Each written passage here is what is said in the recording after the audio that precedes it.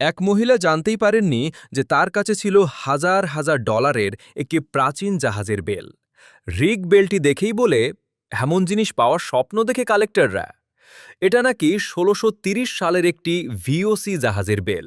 VOC ছিল বিশ্বের প্রথম মাল্টিন্যাশনাল কোম্পানিগুলোর একটি।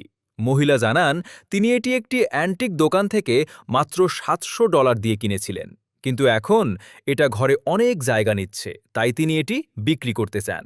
রিক বলে, যদি এটা আসল হয় তাহলে এর দাম ১০ গুণেরও বেশি হতে পারে। কিন্তু ওল্ড ম্যানের সন্দেহ হয়, তাই ডাকা হয় এক্সপার্টকে।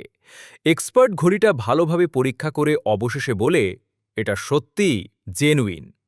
এক্সপার্ট জানায়, নিলামে এর দাম প্রায় $১৫,০০০ পর্যন্ত যেতে পারে। শুরু হয় দরদাম। মহিলা প্রথমে $১১,০০০ চাইলে ওল্ড ম্যান অফার দেয় $৩,০০০, কিন্তু মহিলা রাজি হন না। তখন রিক আসে। সে অফার দেয় $৭,২০০ ক্যাশ। কিছুক্ষণ ভাবার পর মহিলা বলে, ডিল।